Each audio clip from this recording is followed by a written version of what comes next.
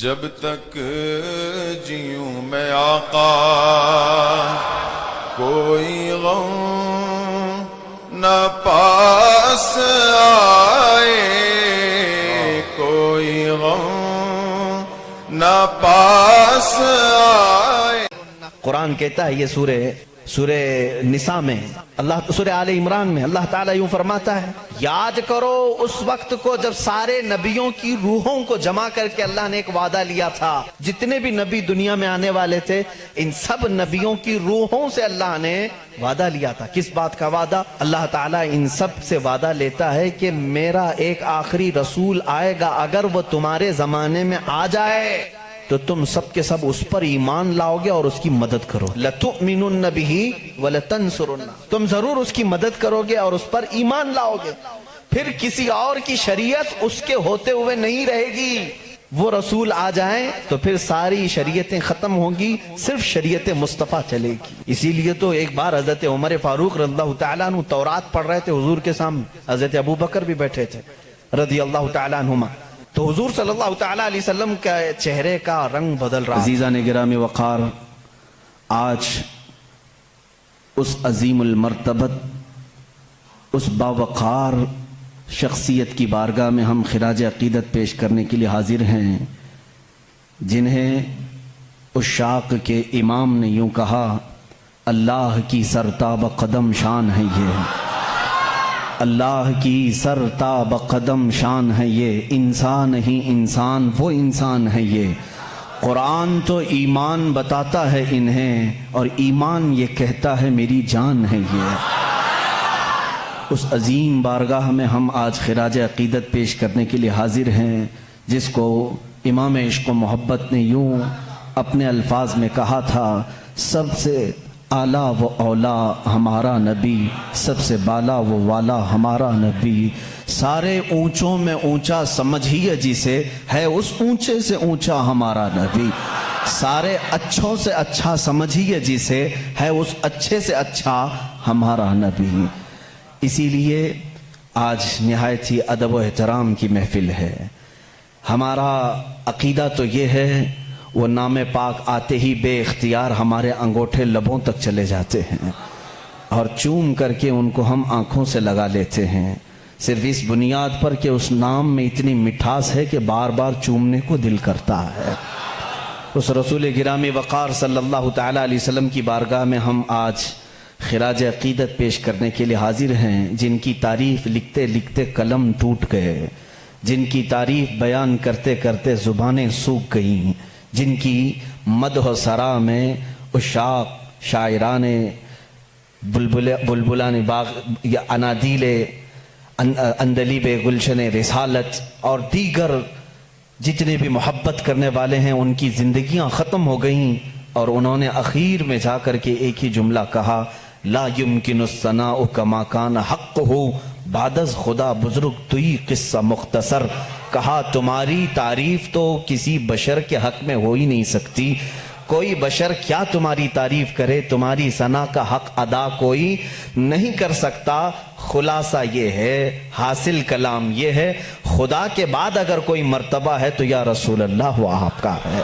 اسی کو امام عشق و محبت بریلی کے تاجدار نے یوں کہا، لیکن رضا نے ختم سخن اس پہ کر دیا، خالق کا بندہ خلق کا آقا کہوں تجھے۔ وہ خالق کا بندہ ہے اور خلق کا آقا ہے، ایک ہی فیصلہ کیا ہے، خالق کا بندہ ہے اور خلق کا آقا ہے۔ یہی قرآن کہہ رہا ہے، قُلْ يَا أَيُّهَا النَّاسُ إِنِّي رَسُولُ اللَّهِ إِلَيْكُمْ جَمِيعًا، اے محبوب آپ فرما دیں تمام انسانوں سے۔ یہاں دیکھیں، توجہ کریں، قرآن میں یہ نہیں آیا یا ایھا الذین آمنوا، اے محبوب آپ کہہ دیں اے ایمان والو، نہیں، رب تعالیٰ فرماتا ہے اے رسول آپ فرما دیں، کس سے؟ اے انسانوں، جس کے اندر بھی انسانیت ہوگی اس کو رسول بلا رہے ہیں، کیا کہہ کر کے؟ اے انسانوں انی رسول اللہ علیکم، میں تم سب کی طرف رسول بن کر کے آیا ہوں۔ اس میں ہندو بھی ہیں، سکھ بھی ہیں، عیسائی بھی ہیں، سارے مذاہب کے لوگ ہیں۔ اگر انسان ہیں تو ان کو خطاب ہے میرے رسول کا، وہ سب کے رسول بن کر کے آئے۔ اسی کو عزیزان گرامی، مداحان رسول نے یوں کہا ہے، لیکن رضا نے ختم سخن اس پہ کر دیا، خالق کا بندہ خلق کا آقا کہوں تجھے۔ اس لفظ پر توجہ رکھیں، وہ ہے خالق کا بندہ اور خلق کا آقا ہے۔ ایک جگہ پر اعلیٰ حضرت رضی اللہ تعالیٰ عنہ جا کر یوں ششدر رہ گئے، شش و پنج میں، یعنی اس کو ہم شش و پنج اس لیے میں کہہ رہا ہوں تفریح کے لیے آپ کے لیے، کہتے ہیں ایک اپنی نعت میں، ممکن میں یہ قدرت کہاں، واجب میں عبدیت کہاں، یعنی میں رسول کو خدا بھی نہیں کہہ سکتا اور عام بشر کہوں یہ بھی ان کے لیے مناسب نہیں، کیا کہوں؟ ممکن میں یہ قدرت کہاں، واجب میں یہ عبدیت کہاں، حیرت نے جھنجھلا کر کہا یہ بھی نہیں وہ بھی نہیں، اس کے بیچ میں ہے، عام بشر بھی نہیں ہے اور یہ خدا بھی نہیں ہے، ہاں وہی جس میں آپ نے کہا خالق کا بندہ خلق کا آقا کہوں تو۔ اس لفظ پر توجہ رکھیں، ہم اپنی بحث کو آج آگے بڑھاتے ہیں۔ عزیزان گرامی، رسول محمد عربی صلی اللہ تعالی علیہ وسلم جن کے آنے کا زمانہ بہت آخر میں ہے، لیکن وہی اصل کائنات ہے، زمانہ ان کے بعثت کا اخیر میں ہے لیکن وہی اصل کائنات ہے۔ اب یہاں پر کچھ لوگوں کو مجھے سمجھا کر کے آگے بڑھنا ہوگا، جس کو اقبال نے کہا ہے وہی اول وہی آخر وہی یاسین وہی طٰہٰ وہی فرقان۔ ان کا ایک شعر ہے، طویل ہے، کہ قرآن میں جہاں یاسین آیا ہے، طٰہٰ آیا ہے یا فرقان آیا ہے، سب سے مراد یہ محمد عربی کی ذات ہے، اور وہ اول بھی ہیں اور آخر بھی ہیں۔ ایسا کیسے ہو سکتا ہے کوئی ایک شخص شروع میں بھی ہو اور آخر میں بھی؟ ایسا کیسے ہوتا ہے؟ محمد عربی صلی اللہ علیہ وسلم اول بھی ہیں آخر بھی ہیں، ایسا کیسے؟ اس کو تو بعض حدیثوں سے آپ نے سنا بھی ہوگا، میرے آقا صلی اللہ تعالی علیہ وسلم نے فرمایا بھی ہے، کنت نبیا وآدم بین الماء والطین، میں اس وقت بھی نبی تھا جب آدم علیہ السلام کو مٹی اور پانی سے گوندھا جا رہا تھا، اس وقت بھی وہ نبی تھے، وہ اول ہیں اور آنے میں آخر ہیں۔ اب یہاں پر مجھے عقلی دلیل کے اعتبار سے آپ کے سامنے، آپ کے میدان میں میں اترتا ہوں۔ کبھی کبھار کوئی چیز اخیر میں آتی ہے وہ اہم ہوتی ہے، کبھی پہلے ہوتی ہے وہ اہم ہوتی ہے، لیکن ایک چیز ایسی ہے وہ پہلے ہے تو بھی اہم ہے، آخر میں ہو تو بھی اہم ہے۔ وہ کیا چیز ہے؟ کسانی کرنے والے اچھی طرح سے جانتے ہیں۔ ہم مارکیٹ میں جا کر کے ایک بیج لے کر کے آئے، بیج لے کر کے آئے اور اس کو زمین میں بونا ہے، کام تو یہی ہے نا۔ زمین میں اگر بیج نہ ہو تو پودا نہیں، زمین میں اگر بیج نہ ڈالیں تو اس کی کوئی شاخ نہیں، جڑ تو لگانی پڑے گی۔ ہم بیج لے کر کے آئے، زمین میں ڈالے، یہی اصل ہے بیج، یہی اصل ہے۔ درخت کی اصل کیا ہے؟ یہ بیج ہے۔ ہم نے بیج زمین میں بو دیا، پودا نکلا، اس کے بعد بڑھتا گیا، فصلیں ہونے لگی، جب جوان ہوا تو ڈالیاں تھوڑی مضبوط ہوئیں، پھر اس کے بعد اس کی شاخیں پھیلی، پھر جوان ہوا اور بڑی عمر کا ہوا، اب اس میں پتے پھیلنے لگے، جب بڑا ہو گیا درخت تو اب اس میں پھول آئے، پھول آنے کے بعد پھر پھل آئے، اور پھر پھل کے بعد ہم نے دیکھا جو بیج زمین میں بویا تھا آخر میں پھل میں وہی بیج نکل آیا، پھر وہی بیج آیا۔ پھلی کو آپ کسی پھلی کے دانے کو زمین میں بوتے ہیں، اس کو بونے کے بعد جب پودا نکلتا ہے پھر اس سے شاخیں ہوتی ہیں۔ اس کا مطلب یہ ہوا کہ بیج اصل ہے پودے کو اگانے کے لیے، پتے بھی اسی بیج سے ہیں، پھول بھی اسی بیج سے ہیں، اور اس کی شاخ کی ساری ہریالی اسی بیج سے ہے۔ لیکن یہ درخت اختتام کہاں پر ہوتا ہے؟ جب پھل دیتا ہے، پھل دینے کے بعد پھر آخر میں وہی بیج دیتا ہے جو تم نے زمین میں بویا تھا۔ اس کا مطلب یہ ہوا کہ بیج اول میں ہو تو بھی اہمیت کا حامل ہے، آخر میں آئے تو بھی اہمیت کا حامل ہے۔ اسی طرح محمد عربی صلی اللہ تعالی علیہ وسلم کی ذات ہے کہ سارے انبیاء آدم علیہ السلام سے لے کر عیسیٰ علیہ السلام تک جو سلسلہ ہے یہ اسی بیج کے شاخیں ہیں، کوئی اس میں سے پھول ہے، کوئی اس میں سے ہریالی ہے، کوئی اس میں سے اس کی پتے ہیں، اور اخیر میں آنے والا وہی محمد رسول اللہ صلی اللہ تعالی علیہ وسلم جس کو اللہ نے شروع میں ہی رکھا تھا۔ وہ اصل کائنات ہے، مقصد کائنات ہے، کائنات کی وجہ اصل ہے۔ عزیزان گرامی، اس فلسفے کو اپنے ذہن میں رکھ کر کے اب میں ایک عالمی بات کرنے کے لیے آیا ہوں۔ جب اس رسول کے بارے میں ہم اتنی بڑی بات کہتے ہیں، وہی اول ہے، وہی آخر ہے، اور خدا کے بعد محمد عربی صلی اللہ علیہ وسلم اور خدا کے درمیان کوئی تیسرا مقام نہیں ہے۔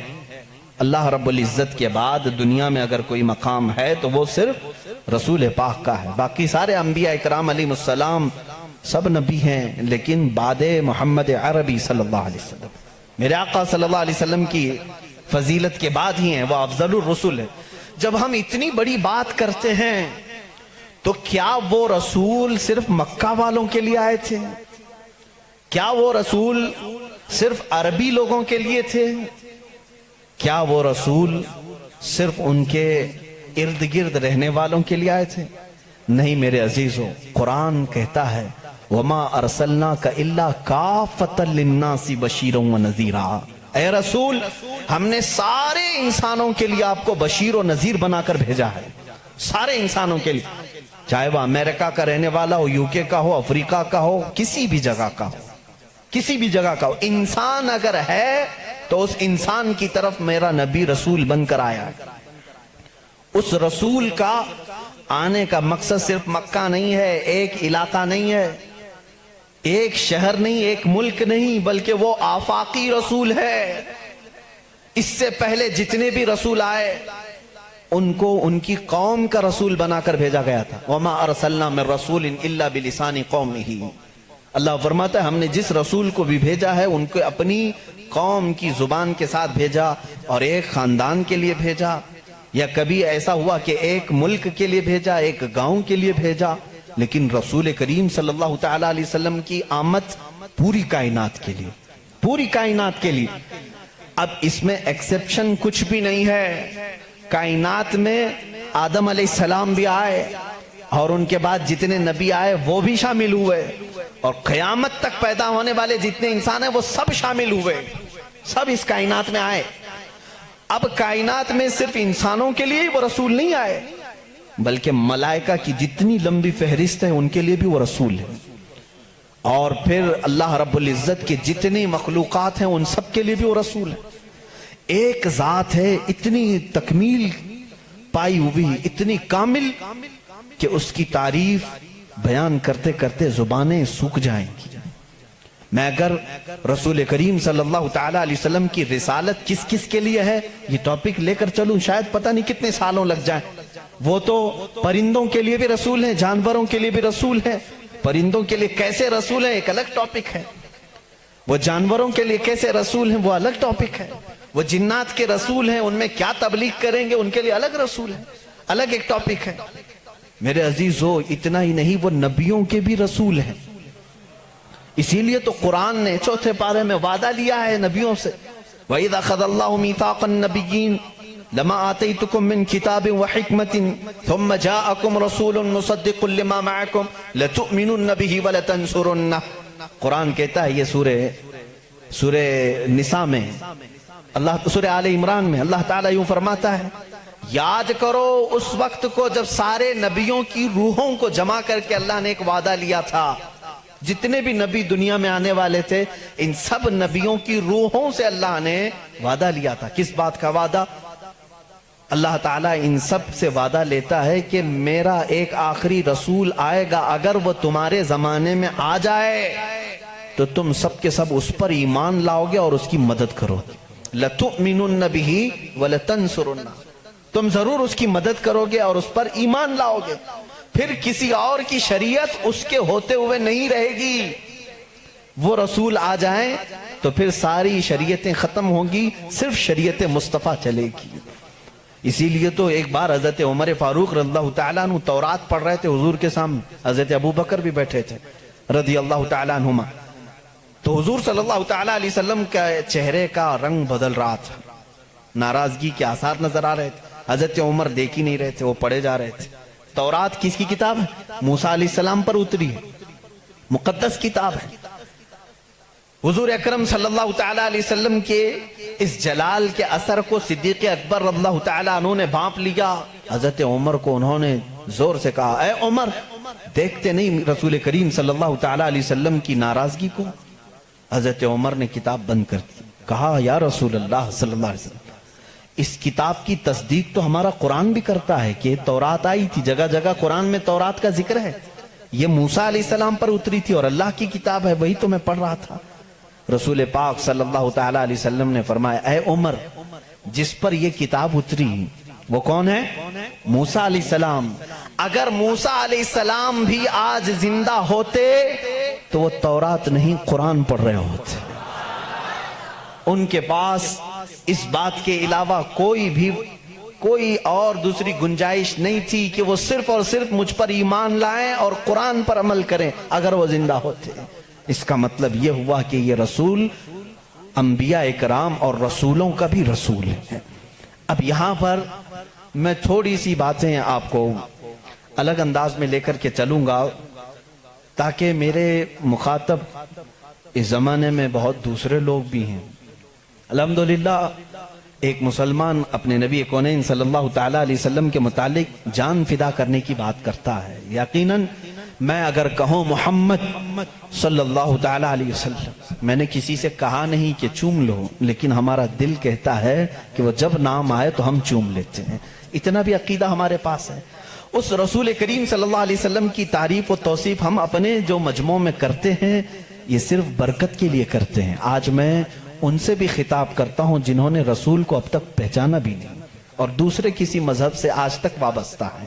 اس میں دنیا کے جو بڑے مذاہب ہیں، میں اپنے پڑھائی کے زمانے میں ان کتابوں کو پڑھا کرتا تھا تو مجھے حیرت ہوتی کہ جیوز دنیا کا ایک بڑا طبقہ ہے، یعنی مذہب کے اعتبار سے پرانا ہے، یہودی۔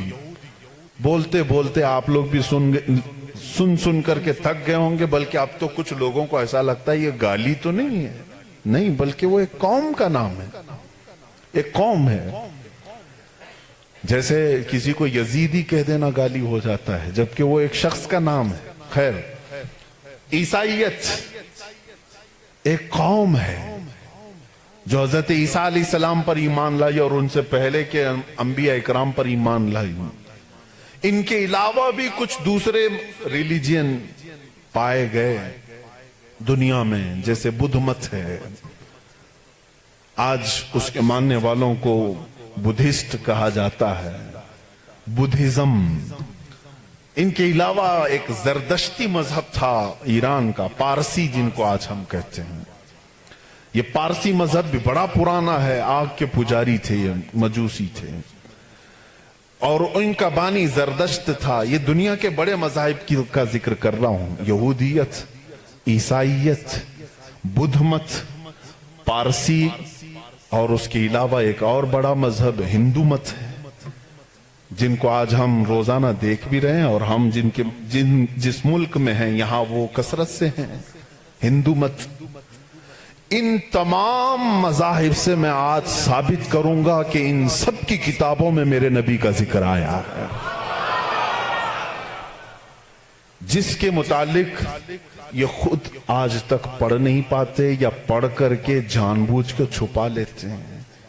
اگر تھوڑا بہت شدھ بدھ رکھتا ہو کوئی بھی یہودی یا عیسائی یا ہندو یا پارسی یا بدھ، میں اس کو دعوت سخن دوں گا کہ جا کر پھر سے ویریفیکیشن کر لینا میری باتوں کو، آیا ہماری کتابوں میں یہ باتیں ہیں، اور اگر ہیں تو ہمارے پنڈتوں نے چھپایا کیوں ہے، اور اگر ہیں تو ہمیں کیا کرنا چاہیے۔ میں شروع سے چلتا ہوں۔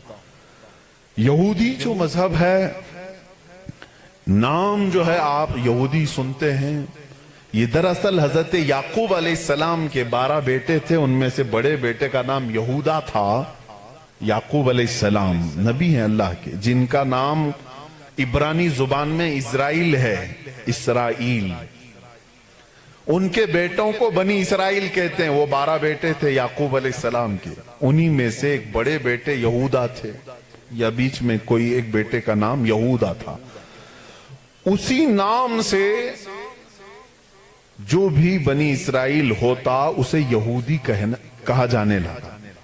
یہودی ایک قوم کا نام ہو گیا۔ وہ اس کو انگلش میں جیوز کہتے ہیں آج. جیوز یہ دنیا کی شریر قوم ہے, بڑی شریر قوم. پہلے یہ لوگوں نے نبیوں کا قتل کیا ہے. ان کے بارے میں کیونکہ میں وہی باتیں کر رہا ہوں جو قرآن کہہ رہا ہے. اگر آپ کہیں گے بہت کٹر پنتھی ہو جائے گی تو پھر قرآن کو بھی بند کرنا پڑے گا. قرآن کہتا ہے یقتلون النبیین بغیر حق, یہ ناحق نبیوں کا قتل کرتے تھے. جب قرآن ان کی باتیں بیان کر رہا ہے تو میں کیوں نہ بیان کروں. یہ شریر قوم تھے, حق بات کو کبھی تسلیم نہیں کرتے تھے. بہرحال زکریا علیہ السلام کے قاتل یہ ہیں, یحییٰ علیہ السلام کے قاتل یہ ہیں, اور عیسیٰ علیہ السلام کو سولی پر چڑھانے کے سارے بندوبست انہی نے کیا. یہ بات مجھ سے نہیں, عیسائیوں سے جا کے پوچھ لو, ان سے پوچھنا جیزس کو کون سولی پر چڑھایا تھا. جبکہ ہمارا عقیدہ ہے کہ عیسیٰ علیہ السلام کو سولی نہیں دی گئی. ہمارا عقیدہ ہے, قرآن سے ثابت ہے, اس پر میں بعد میں گفتگو کرتا ہوں. لیکن یہ یہودی قوم بڑی پرانی ہے, یعقوب علیہ السلام سے چل رہی ہے, ٹھیک ہے, کافی پرانی. یہ مانتے کس کتاب کو؟ کسی بھی دین کو, کسی بھی مذہب سے ہم کو اگر بات کرنا ہے تو اس کی جو مقدس کتاب ہے اسی سے بات کرنا. میں بھی انہی سے بات کروں گا, ہوائی فائرنگ نہیں. جو مقدس کتاب تمہارے نزدیک ہے اسی کی باتیں اگر میں رکھتا ہوں. یہاں محفل میں اتنا وقت نہیں ہوتا, تھوڑی تھوڑی جھلکیاں میں دے کر کے جاؤں گا تاکہ جو ریسرچ اسکالر ہیں وہ اس کو آگے بڑھائیں اور پھر اپنی تحقیق سے لوگوں کے سامنے یہ باتوں کو لائیں. یہودی قوم جس کتاب کو مقدس مانتی ہے وہ تورات ہے جو موسیٰ علیہ السلام پر نازل ہوئی, اور زبور ہے جو حضرت داؤد علیہ السلام پر نازل ہوئی. ان کتابوں کے مجموعے کو آج انگلش میں اولڈ ٹیسٹمنٹ کہا جاتا ہے. یہ کتابیں مارکیٹ میں دستیاب ہیں, ان کو کیا کہتے ہیں؟ Old testament. تقریباً اس کتاب میں جو الگ الگ چھوٹی چھوٹی کتابوں کو ملایا گیا ہے 73 کتابوں کا مجموعہ ہے اولڈ ٹیسٹمنٹ. جیسے قرآن میں 30 پارے ہیں نا, پہلا پارا, دوسرا پارا, تیسرا پارا, اس طرح سے اس میں پارے سمجھ لیں یا الگ الگ ٹاپکس. یہ کتنے ہیں؟ 73 ہیں. اس میں بھی ان کا بڑا اختلاف ہے, میں سارے اختلافات نہیں بتا سکتا آج, لیکن قرآن میں سب کا اتفاق ہے, چاہے وہ شیعہ ہو, دیوبندی ہو, وہابی ہو, اہل حدیث ہو, کوئی بھی ہو. جو عقیدہ ہم رکھتے ہیں اہل سنت و جماعت کہ قرآن کے 30 پارے ہیں, سب کا اس بات پر اتفاق ہے. لیکن اولڈ ٹیسٹمنٹ پر سب کا اتفاق نہیں. ان میں سے کچھ مذہب 73 مانتے ہیں, کچھ 66 مانتے ہیں, 66 مانتے ہیں, کچھ لوگ 27 مانتے ہیں. بہرحال اولڈ ٹیسٹمنٹ میں ایک باب ہے جس کو استثناء کہتے ہیں. ایک پارے کا نام ہے ایک کتاب کا, ایک جز کا, جس کو ڈیوٹرونومی انگلش میں کہتے ہیں. اس میں ایک آیت آئی ہے. آیت ظاہر سی بات ہے اللہ کی ہے, آیت اللہ کی ہے اور موسیٰ علیہ السلام پر نازل ہو رہی ہے. اللہ تعالیٰ فرما رہا ہے, اے موسیٰ میں تمہارے بعد تمہارے بھائیوں میں, بھائیوں سے مراد نبیوں میں, ایک ایسا نبی بھیجوں گا جو تمہاری ہی طرح سے ہوگا, تمہاری ہی طرح سے ہوگا, لیکن میں اس کے منہ میں اپنی زبان رکھ دوں گا. اور دوسری آیت آتی ہے کہ وہ فاران کی چوٹیوں سے چمکے گا. یہ فاران کیا ہے؟ یہ فاران کی چوٹیاں کہتے ہیں مکہ مکرمہ میں جو اب پہاڑ ہے, جبل کعبہ جو خانہ کعبہ کے قریب, انہوں نے اس کو سب ختم کر دیا. آج وہاں پر بادشاہوں کے محلات بنے ہوئے ہیں. وہاں فاران کی چوٹیاں کہا جاتا تھا کہ وہ مکہ کا ایک پہاڑ ہے. اور مقدس کتاب اولڈ ٹیسٹمنٹ میں کہا جا رہا ہے کہ وہ چمکے گا کہاں سے؟ فاران کی چوٹیوں سے. اب میں اس کی طرف آتا ہوں. बेचारे ईसाई कहने लगे कि ये जो बशारत आई है मूसा अलैहिस्सलाम को, उससे मुराद हमारे नबी ईसा अलैहिस्सलाम हैं। ये मुंह मियां मिट्ठू बनते हैं। इस तौर पर अल्लाह ने क्या फरमाया, ऐ मूसा मैं तुम्हारी ही तरह एक रसूल भेजूंगा। तुम्हारी ही तरह से मुराद क्या है? ईसा अलैहिस्सलाम मूसा अलैहिस्सलाम की तरह बिल्कुल नहीं थे, क्योंकि मूसा अलैहिस्सलाम की माँ भी थे बाप भी थे। ईसा अलैहिस्सलाम की सिर्फ माँ है और बाप नहीं है।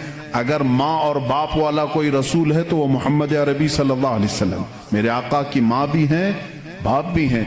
मूसा अलैहिस्सलाम की तरह ईसा अलैहिस्सलाम नहीं हो सकते। ये मैं क्रिश्चियन से कह रहा हूँ, ईसाइयों से कह रहा हूँ, जो ये कहते हैं कि मूसा की बशारत में हमारे नबी का जिक्र आया है। मैं कह रहा हूँ नहीं, इसलिए कि मूसा अलैहिस्सलाम की शादी भी हुई थी, बच्चे भी हुए थे। ईसा अलैहिस्सलाम की शादी भी नहीं हुई, बच्चे भी नहीं हुए। वो 33 साल की उम्र में आसमानों पर उठा लिए गए। लेकिन अगर मूसा अलैहिस्सलाम की तरह शादी और बच्चे वाला कोई रसूल है, वो मोहम्मद अरबी सल्लल्लाहु अलैहि वसल्लम। शादी भी किया है आपने, बच्चे भी फरमाए। और दूसरी आयत जो मूसा अलैहिस्सलाम से ये कही गई कि वो फारान की चोटियों से चमकेगा, मेरे अजीजों इसका मिज़दाक कोई दूसरा नबी हो ही नहीं सकता। मैं आपको तारीख बताऊं, फारान कहां है? मक्का में है। आदम अलैहिस्सलाम से लेकर हुजूर अकरम सल्लल्लाहु ताला अलैहि वसल्लम तक 1,24,000 कमोबेश नबी आए, लेकिन उनमें से एक भी नबी मक्का में नहीं पैदा हुए सिवाय मोहम्मद रसूलुल्लाह। कोई नबी मक्का में नहीं पैदा हुए, सिर्फ मोहम्मद अरबी सल्लल्लाहु अलैहि वसल्लम। मेरे आका सल्लल्लाहु अलैहि वसल्लम 40 साल तक मक्का मुकर्रमा में खामोश रहे, अपने अखलाक को किरदार को इजहार करते हुए। लेकिन 40 साल की उम्र के बाद जब अल्लाह की वही आई, कुरान की आयतें आई, तो सबसे पहले मेरे आका सल्लल्लाहु अलैहि वसल्लम ने पूरे मक्का वालों को एक दावत देकर जमा किया था। कहां जमा किया? यही फारान की चोटियों में। यह पहला मजमा है, पहला जलसा है मेरे आका का। उसी जलसे में मेरे आका ने सबसे पहली मर्तबा ये ऐलान किया, ऐ मक्का वालों, मैं मोहम्मद अल्लाह का आखिरी रसूल हैं, आखिरी रसूल हूं। हुजूर अकरम सल्लल्लाहु ताला अलैहि वसल्लम का ये फरमान आलीशान ही, जिसको मूसा अलैहिस्सलाम की तौरात में कहा गया कि वो फारान की चोटियों से चमकेगा, अल्हम्दुलिल्लाह वो रसूल फारान की चोटियों से जो चमका वो आज तक चमक रहा है। चमक तुझसे पाते हैं सब पाने वाले, मेरा दिल भी चमका दे चमकाने वाले। बरसता नहीं देख कर अब्र रहमत, बदों पर भी बरसा दे बरसाने वाले। या रसूल अल्लाह मैं मुजरिम हूँ आका, मुझे साथ ले लो कि रस्ते में हैं जा बजा थाने वाले। हमारे तो रोड पर ही हैं। बहरहाल या रसूल अल्लाह हमको अपने साथ ले लें, जा बजा हैं थाने वाले। थाने वाले तो समझते होंगे, आला हज़रत ने शेर में जिक्र फरमाया। बहरहाल एक ओल्ड टेस्टामेंट की एक ही बात मैंने कही, ज्यूज से ये पूछें जा करके कि ये जिक्र आया है मूसा के बाद एक नबी आने वाले, वो कौन से नबी हैं?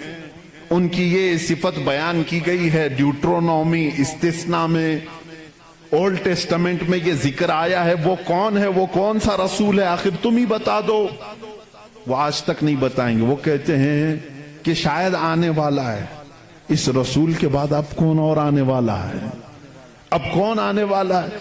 चलो इसको नहीं मानते। दूसरी बात मैं कहता हूं, सुलेमान अलैहिस्सलाम को भी ये बहुत मानते हैं। कौन? ज्यूस, यहूदी, जिनको इंग्लिश में सोलोमन कहा जाता है। सोलोमन, हजरत सुलेमान अलैहिस्सलाम को ये सोलोमन कहते हैं। एक किताब यहूदियों के पास और मुकद्दस है, songs of Solomon. Songs of Solomon का मतलब हजरत सुलेमान अलैहिस्सलाम जो मुनाजात करते थे अल्लाह की बारगाह में, वो अशार होते थे इब्रानी जुबान के। जैसे हम कहते हैं या इलाही रहम फरमा मुस्तफा के वास्ते, ये दुआ है ना। सुलेमान अलैहिस्सलाम इस तरह दुआएं जो करते थे, वो सारे इन्होंने उसको सॉन्ग्स कहा है और उसको जमा किया गया है सॉन्ग्स ऑफ सोलोमन नाम से। इसमें तो शक की गुंजाइश ही नहीं, शक की गुंजाइश ही नहीं, क्योंकि हैरत इस बात की होगी वो इब्रानी जुबान जिसको आज हेब्रू कहते हैं, इजराइल में आज भी बोली जाती है। ये इजराइल जो देख रहे हैं ना आप, जो नासूर है, कैंसर का फोड़ा है पूरे दुनिया के बीच में, यही इजराइल की बात मैं कर रहा हूं। ये आज भी जो बोली बोलते हैं वो हेब्रू है, हेब्रू उसको इब्रानी कहते हैं। इस जुबान में आज भी सॉन्ग्स ऑफ सोलोमन, हजरत सुलेमान अलैहिस्सलाम के मुनाजात में ये लिखा गया है, सबसे प्यारा, सबसे मुबारक, सबसे शान वाला, जिसकी अल्लाह के यहाँ पहुंच है, जिसकी अल्लाह के यहाँ मर्तबत है, उसका नाम मोहम्मद है। ये कौन कहता था? सुलेमान अलैहिस्सलाम। और नाम लफ्ज मोहम्मद आज भी मौजूद है इब्रानी जुबान में, आज भी लफ्ज मोहम्मद, और उसके साथ लफ्ज इम आया। इम कहते हैं बड़ा मोहतरम शख्स जिसकी सारे लोग इज्जत करें। सुलेमान अलैहिस्सलाम कहते हैं वो इम है, इम है।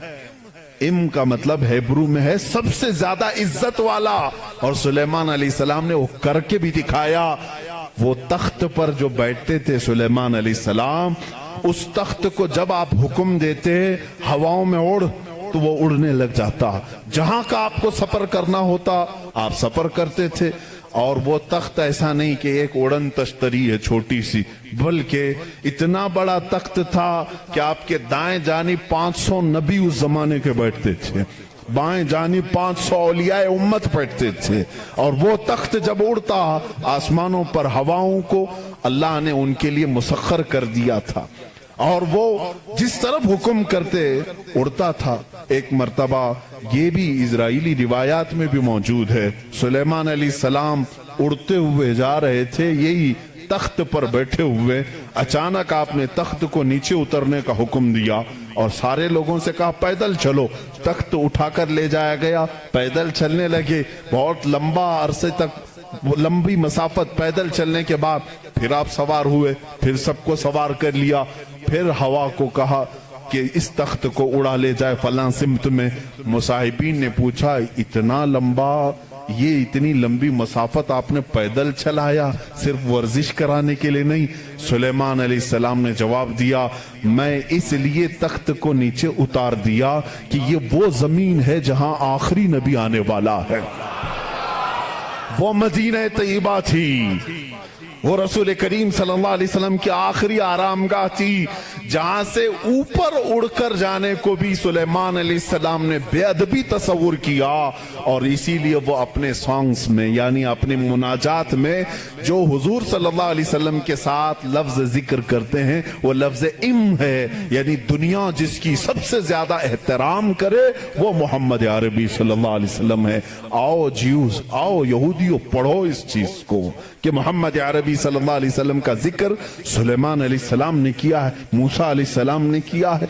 अब आते हैं, ये थोड़ी सी झलक है ईसाइयों के इस दीन में, जिसको आप क्रिश्चियनिटी कहते हैं, क्रिश्चियन हैं।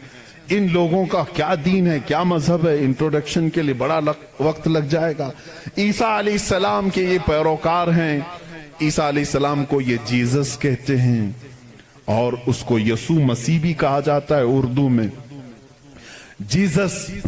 लेकिन ईसाई बाद में चल करके गुमराह हुए, शुरू के ईसाई गुमराह नहीं थे। ईसा अलैहिस्सलाम आए दुनिया में अल्लाह के रसूल बनकर, और जिन लोगों को भी ईसा अलैहिस्सलाम ने तबलीग की वो हक की तबलीग थी, अल्लाह एक है, मैं उसका नबी हूं। लेकिन बाद में चल करके हुआ क्या, कुछ ईसाई गुमराह हुए। इनको गुमराह करने वाले भी यहूदी थे। यहूदी ईसा अलैहिस्सलाम को मानते नहीं थे, वो गालियां देते थे। हजरत ईसा अलैहिस्सलाम के मुतालिक बुरे बुरे जुमले कहते थे, क्योंकि वो बगैर बाप के पैदा हुए। लेकिन वो अल्लाह की मशीयत थी, हुक्म था। लेकिन मरियम, सैयदा बीबी मरियम जिनको अजरा कहा गया है, उनको किसी मर्द ने छुआ नहीं, कभी जिंदगी में छुआ नहीं। लेकिन फिर भी वो हमला हुई, किसी मर्द से नहीं, किसी ने उनको टच नहीं किया। अल्लाह रब्बुल इज्जत ने जिब्राइल अलैहिस्सलाम को सिर्फ हुक्म दिया, फूंक मारो। जिब्राइल अलैहिस्सलाम ने फूंक दिया और वो हमला हुई। इसीलिए ईसा अलैहिस्सलाम को रूहुल्लाह कहा जाता है। रूहुल्लाह कहा जाता है, वो अल्लाह की निशानी है। लेकिन बाद के ईसाई गुमराह हुए, ये क्या कहने लगे, नहीं इनमें आकर के भी इन्होंने ही शरपसंदी फैलाई यहूदियों ने, कि नहीं ईसा जो है वो दर हकीकत खुदा का बेटा है, मरियम खुदा की बीवी है और ईसा बेटे हैं। इसलिए कुछ लोग ट्राइनिटी के कायल हो गए, तसलीस जिसको कहते हैं, तीन खुदाओं को मानना, ये ईसाइयों के दीन में आ गया। ये तीन तीन खुदा मानने लग गए, एक अल्लाह को भी मानते हैं, दूसरे रूह मुकद्दस को बाज लोग, और बाज लोग बीबी मरियम को खुदा कहते हैं, तीसरे हजरत ईसा अलैहिस्सलाम जीसस गॉड कहते हैं, मरियम को मैरी कहते हैं, मैरी भी गॉड है, और अल्लाह रब्बुल इज्जत को ये फादर कहते हैं, गॉड फादर कहते हैं। बहुत सारे मुसलमान ये जुमला यूज करते हैं, वो हमारे गॉड फादर हैं, फला गॉड फादर है। हरगिज ना इस्तेमाल करें। अल्लाह को बाप कहना इस्लाम में जायज ही नहीं। वो लम यलिद वलम यूलद, ना उससे कोई पैदा हुआ ना वो किसी से पैदा हुआ, हमारा अकीदा ये।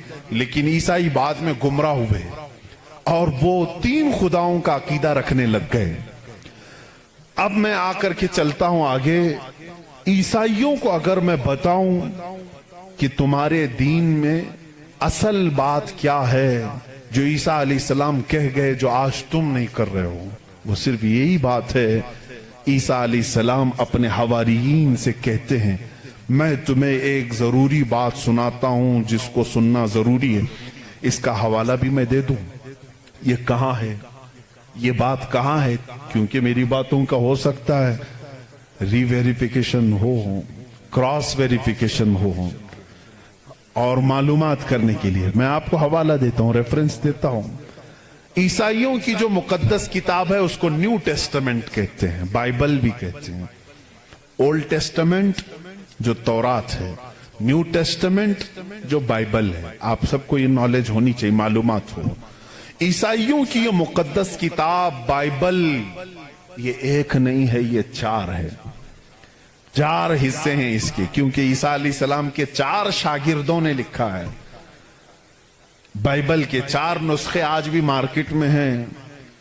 बाइबल मत्ती की, जिसको मैथ्यू कहते हैं इंग्लिश में, बाइबल लोका की, जिसको लोक्यो कहते हैं, बाइबल मिरकस की, जो अरबी में मैं कह रहा हूं उसको मार्क्यूस कहते हैं, और यूहन्ना की, जिसको जॉन कहते हैं, जैसे जॉन जोसेफ कहते हैं, जॉन इब्राहिम को अब्राहम कहते हैं। ये तमाम वही अल्फाज हैं जिनको इंग्लिश में तब्दील कर दिया गया है। बात बहुत सूखी तो नहीं हो रही हूं, आपके लिए ये नॉलेज की जरूरत है। मैं इल्म के लिए ये बात जरूर आज करना चाहता हूं। मोहम्मद हमारे बड़ी शान वाले हैं। मेरे आका सल्लल्लाहु तआला अलैहि वसल्लम का तज़किरा आखिर अल्लाह ताला पुरानी किताबों में कैसे नहीं करेगा? वही अव्वल हैं, वही आखिर हैं। तो अव्वल हमेशा से वो उसकी का वजूद दुनिया में रहेगा ही रहेगा। तो बाइबल के ये जो चार नुस्खे हैं, अब इन चारों नुस्खों में से मैं सबकी बात नहीं करूंगा। जो बाइबल यूहन्ना की है, जिसको जॉन कहते हैं, जॉन जो बाइबल है उसके अंदर ये तहरीर है, ये आयत है, जिसमें ईसा अलैहिस्सलाम कह रहे हैं, ऐ मेरे हवारियों, ऐ मेरे चाहने वालों, मैं तुम्हें एक वसीयत करके जा रहा हूं। वो करना मुझे तुम्हारे लिए जरूरी है कि मेरे बाद एक रसूल आएगा जो तुम्हारी मदद करेगा। लोग मुझ पर इल्जाम लगाएंगे, वो मेरी पाकी बयान करेगा। लोग मेरी माँ को बुरा कहेंगे, वो मेरी माँ को ताहिरा कहेगा, पाकीज़ा कहेगा। और मेरे बाद एक नबी आएगा, तुम सब उसके इंतजार में रहना और उसके इंतजार में रहना और उसके ताउन में रहना। लोगों ने पूछा, हम उसको कैसे पहचाने, उसको कैसे पहचाने, वो कहां से आएगा, कैसे आएगा? ईसा अलैहिस्सलाम ने वो भी हल्का कर दिया और कहा, उसकी एक अलामत ये है, जब तक मैं दुनिया से जाऊंगा नहीं वो आएगा नहीं। जब तक मैं दुनिया से जाऊंगा नहीं वो आएगा नहीं। पूछा क्यों? कहा इसलिए कि उसके जमाने में दूसरा कोई नबी होगा ही नहीं, क्योंकि वो खातमुन नबीयीन है। अल्लाह अल्लाह, इन ईसाइयों से कादियानियों को सीखना चाहिए। उनका अकीदा तो ये था। ईसा अलैहिस्सलाम ये अपने हवारियीन से कह रहे हैं, जॉन बाइबल की किताब, इसमें ये तहरीर मौजूद है, ये इबारत मौजूद है। और उसमें लोगों ने पूछा हम उसको कैसे पहचाने, क्या है उसकी निशानियां क्या हैं? तो एक यूनानी वर्ड है, आज भी बाइबल में है, पेरिक्लेटोस नाम से, इंग्लिश में इसको पेरिक्लेटोस कहते हैं। ये लफ्ज आज भी किताबों में मौजूद है, आज भी है। और इन जालिमों ने उसका तर्जुमा अलग अलग किया। ईसा अलैहिस्सलाम ने कहा था कि वो पेरिक्लेटोस होगा, तुम उसको पहचानोगे। तो इसका तर्जुमा ये लोग करते हैं वो ऐसा होगा वैसा होगा, बल्कि हकीकत में ये यूनानी वर्ड का तर्जुमा होता है निहायत ही रहम दिल, बल्कि हर इंसान के लिए वो रहमत होगा, हर इंसान के लिए रहमत होगा। बल्कि उसके तर्जुमे में, पेरिक्लेटोस के तर्जुमे में कहा गया है, जो जानवरों से भी अच्छा सलूक करे, जो कायनात की हर चीज से अच्छा सलूक करे, उसे पेरिक्लेटोस कहा जाता है। अब इसका मिस्दाक कुरान की आयत में है, वमा अरसलनाका इल्ला रहमतल लिल आलमीन। उस रसूल ही को अल्लाह ने रहमत कहा है, जिसको ईसा अलैहिस्सलाम की उस बाइबल में कहा गया पेरिक्लेटोस होगा, वो रहमत होगा। ईसाई आज भी लोगों को गुमराह कर रहे हैं, उनके बड़े, क्योंकि अगर वो कह देंगे कि पेरिक्लेटोस रहमत वाला, वो मदीने वाला है, तो इनका धंधा बंद हो जाएगा। यहां कौन आएगा पांव चूमने? सबके सब फिर मदीने का रुख करेंगे। इसीलिए छुपाते हैं, लेकिन हम बताते रहेंगे इंशाअल्लाह। अजीजा ने गिरामी, ईसा अलैहिस्सलाम की पाकी बयान करने की बात आई, उन्होंने क्या निशानी बताई? वो रसूल आएगा, मेरी पाकी बोलेगा, मुझ पर इल्जाम लगाएंगे और मेरी माँ को गालियां देंगे, तो वो उसे ताहिरा कहेगा। आओ मैं आपको हुजूर सल्लल्लाहु ताला अलैहि वसल्लम के जमाने तक पूरी हिस्ट्री बता दूं, 550 साल की। ईसा अलैहिस्सलाम के साथ हुआ क्या?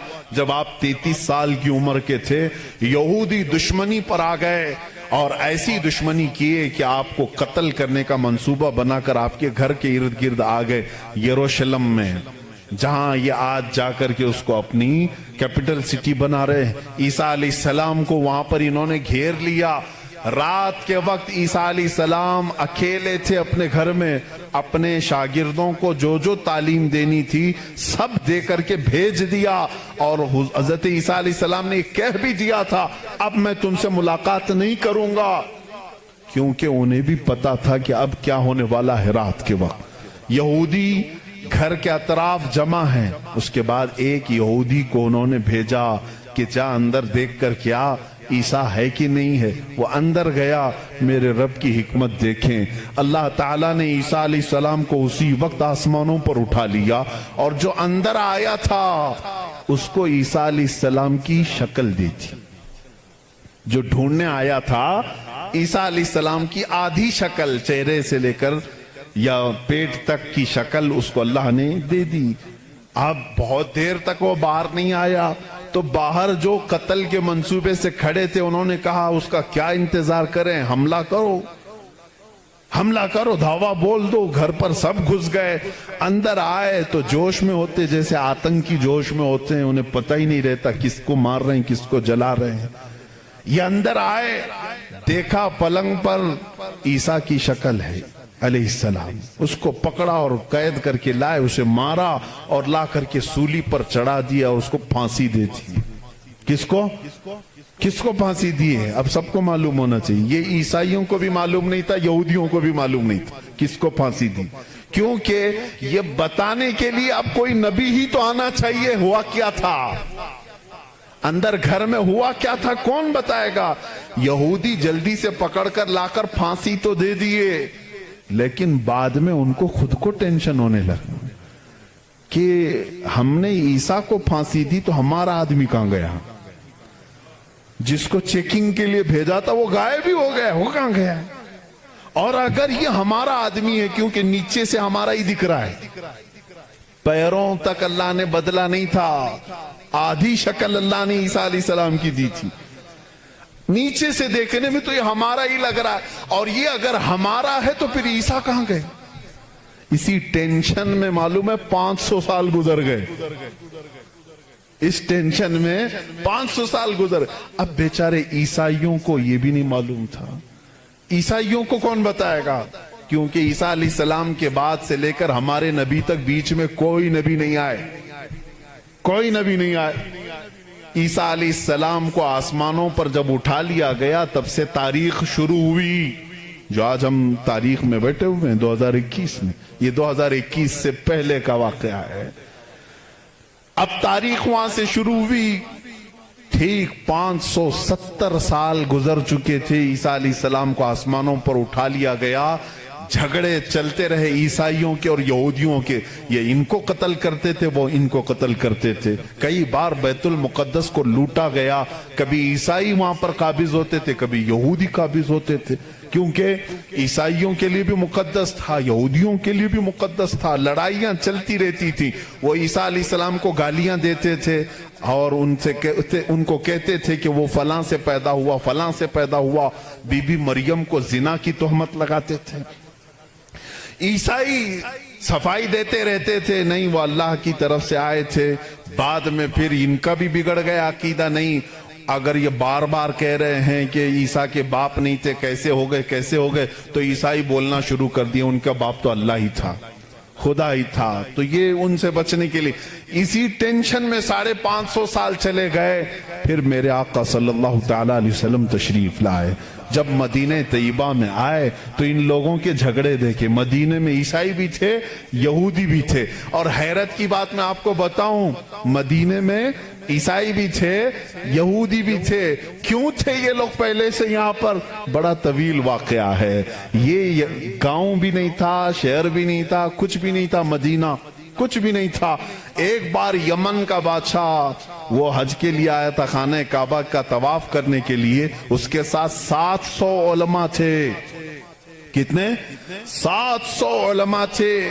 وہ جب واپس جا رہا تھا تو وہ علماء جو تورات بھی جانتے تھے، انجیل بھی جانتے تھے، انہوں نے ساری علامتیں میرے نبی کے آنے کی پڑھ لی تھی، انہوں نے زمین کو دیکھا اور پہچان لیا، کہا وہ آخری رسول جو آئیں گے وہ اسی زمین پر آئیں گے، کیونکہ ہماری کتابوں میں لکھا گیا ہے عرب کے صحرا میں ایک چٹیل میں ایک زمین ایسی ہوگی جو پہاڑوں سے گھری ہوگی اور درخت کھجوروں کے کثرت سے ہوں گے، وہاں ہریالی ہوگی، اس کے بیچ میں وہ رسول آخری زمانے میں آئے گا۔ ان لوگوں نے پہچان لیا یہی زمین ہے۔ تو وہ عیسائی اور یہودی جو علماء تھے، وہ 700 علماء بادشاہ کے ساتھ جانے سے منع کر دیا، انہوں نے کہا ہم یہیں رہیں گے اور اس نبی کا انتظار کریں گے، وہ جب آئیں گے ہم ان کے انتظار میں رہیں گے۔ تو مدینہ بسایا گیا تھا کس کے لیے؟ میرے نبی کے انتظار میں۔ اس سے پہلے وہاں آبادی نہیں تھی، کوئی آبادی نہیں، اور بسایا ہی نہیں، یہودیوں نے، یہودی ہی انتظار میں آ کر کے مدینے میں رہے۔ اور اتنا ہی نہیں، وہ بادشاہ نے ان کے لیے سب کے لیے گھر بنائے، ایک آبادی بنی، اور اپنا ایک لیٹر بھی دے کر کے گیا کہ اگر وہ نبی آ جائیں تو میرا یہ خط ان کو دے دینا کہ میں بھی ان پر ایمان لاتا ہوں۔ اس واقعے کو کئی سو سال گزر گئے لیکن وہ خط محفوظ تھا۔ جب رسول کریم صلی اللہ علیہ وسلم مدینہ ہجرت کر کے آئے تو آپ سب کو معلوم ہے، میں طوالت میں نہیں جاتا، تفصیل میں نہیں جاتا، حضور پاک صلی اللہ علیہ وسلم کو ہر کوئی اپنے گھر بلا رہا تھا۔ حضور نے کیا فرمایا؟ میری اونٹنی پر چھوڑ دو، یہ جہاں بیٹھے گی وہاں میں قیام کروں گا۔ اونٹنی کہاں بیٹھی؟ حضرت ابو ایوب انصاری کے گھر پر۔ اسی صحابی کے گھر کیوں بیٹھی؟ حضور صلی اللہ تعالی علیہ وسلم اس گھر میں مہمان ہوئے حضرت ابو ایوب انصاری کے۔ روایت یہ ملتی ہے کہ دوسرے ہی دن ابو ایوب کے پاس، انصاری رضی اللہ تعالیٰ عنہ کے پاس، وہ لیٹر موجود تھا جو بادشاہ نے دیا تھا، وہ خط موجود تھا جو کئی سو سال پہلے بادشاہ دے کر گیا تھا، وہ ان کی اولادوں میں چلتا آ رہا تھا۔ اور وہ حضرت ایوب علیہ السلام، ابو ایوب انصاری رضی اللہ تعالیٰ عنہ کے तक पहुंचा और वो हुजूर सल्लल्लाहु ताला अलैहि वसल्लम की खिदमत में पहुंचा। मेरे अजीजों, इन ईसाइयों ने और यहूदियों ने मदीना भी बसाया मेरे नबी के इंतजार में, लेकिन जब वो रसूल हकीकत में आ गए तो इन्होंने क्या किया? ईमान लाने से इनकार कर दिया, नहीं माने, क्योंकि उस वक्त धंधा जोरों पर था।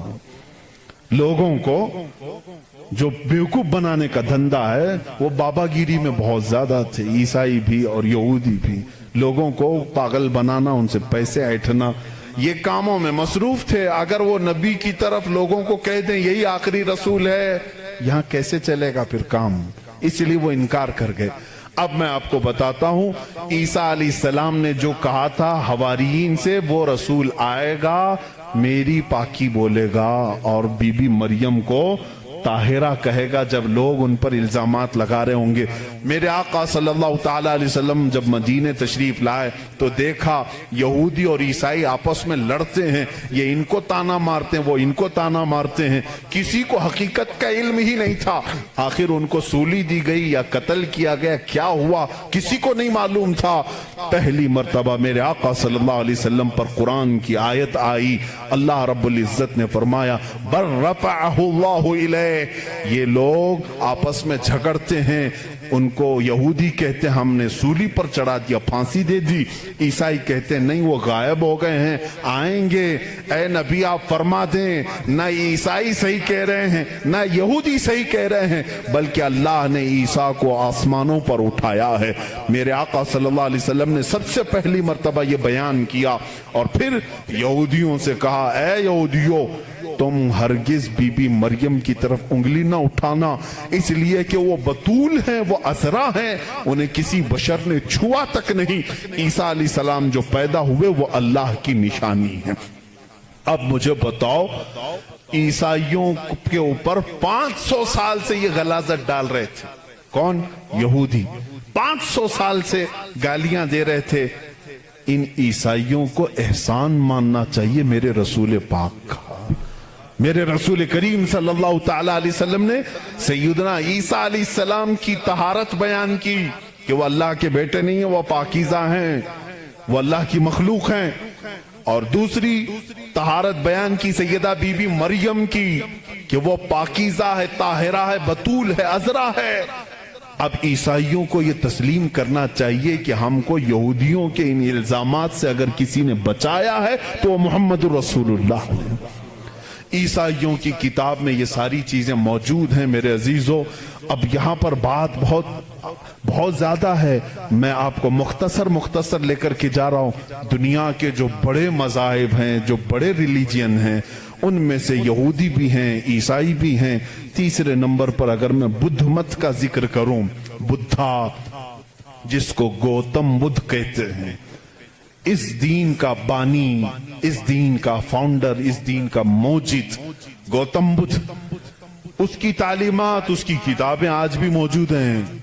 किताबें जो दसातीर कहलाती हैं, गौतम बुद्ध की किताबों में अखलाक ज्यादा सिखाए गए हैं, तसव्वुफ ज्यादा सिखाया गया है, दुनिया से किनारा कशी ज्यादा सिखाई गई है। जैसे आज भी गौतम बुद्ध के मानने वाले ये कहते हैं, ईसाइयों में जिस तरह फिरके हुए, इसी तरह बुद्ध मत में भी फिरके हुए। इसमें से जैसे कुछ नंगे रहने वाले, कुछ लोग कपड़े पहनने वाले, कुछ पूरी दुनिया को छोड़ने वाले, कुछ दुनिया में से थोड़ा चखने वाले, सब तरह के हुए। लेकिन गौतम बुद्ध की जो तालीमात थी वो दुनिया से किनारा कशी के लिए थी। गौतम बुद्ध दुनिया का एक बड़ा, उस जमाने में पैरोकार जिसके रहे हों, ऐसा शख्स था। अब उसकी एक किताब जो उसके एक शागिर्द ने लिखी है, उसकी तालीमात को जमा किया है, जिसको कहते हैं चकावती सनन्ना, ये किताब है। उस किताब में गौतम बुद्ध तालीम दे रहा है, कहता है कि ऐ मेरे चाहने वालों, ऐ मेरे मुरीदों, ऐ मेरे शागिर्दों, सुनो मैं तुम्हें एक बड़ी बात बताता हूं। कहा, मैं एक ही बुद्धा नहीं हूं, दुनिया में एक बहुत बड़ा बुद्धा आएगा। बुद्धा कहते हैं पाकीज़ा और मुकद्दस आदमी को, मुकद्दस आदमी को बुद्धा उस जुबान में कहा जाता है। एक और बड़ा एक बड़ा बुद्धा आएगा और वो तबलीग करेगा। اس کی تبلیغ شروع میں بھی عروج پر ہوگی اور جب پھیلے گی تو ہزاروں کی تعداد میں ہوگی۔ اس نے کہا جس طرح میرے شاگرد سینکڑوں میں ہیں اس کے شاگرد لاکھوں میں ہوں گے۔ بدھا نے کہا گوتم بدھ عیسیٰ علیہ السلام سے بھی 700 سال پہلے کا ہے، 700 سال پہلے عیسیٰ علیہ السلام سے۔ میں تو عیسیٰ علیہ السلام کا ذکر کر چکا ابھی۔ گوتم بدھ کی تعلیمات میں یہ ہے، کتاب آج بھی ہے چکاوتی سننا جس کا میں ذکر کر رہا ہوں، جس میں ایک لفظ اس نے کہا کہ ایک شخص آئے گا جو لوگوں کے دلوں کو بدل دے گا، لوگوں کو برے اخلاق سے نکالے گا، وہ شراب کو منع کرے گا اور وہ لوگوں کی جانوں کو بچائے گا، وہ عورتوں کی عزت کرے گا اور وہ نہایت ہی حسین و جمیل ہوگا۔ یہ سب الفاظ موجود ہیں۔ اس کے شاگردوں نے پوچھا اب وہ آئے گا تو ہم اس کو کیسے پہچانیں؟ اس نے بھی ایک لفظ کہا، اس نے کہا وہ مائتریا ہوگا۔ یہ وہی الفاظ میں بیان کر رہا ہوں، تھوڑے خشک ہیں، اس کو سمجھ لیں آپ، اس لیے کہ میری تقریر وہ لوگ بھی سنیں گے تو وہ چیک کریں گے۔ مائتریا ہوگا۔ گوتم بدھ کہتا ہے وہ آئے گا، وہ اس کو مائتریا کہیں گے، مائتریا کہیں گے۔ مائتریا کا اب لفظ کا ترجمہ نکالنا پڑے گا کہ کیا ہے یہ، حقیقت میں اس کا معنی کیا ہے۔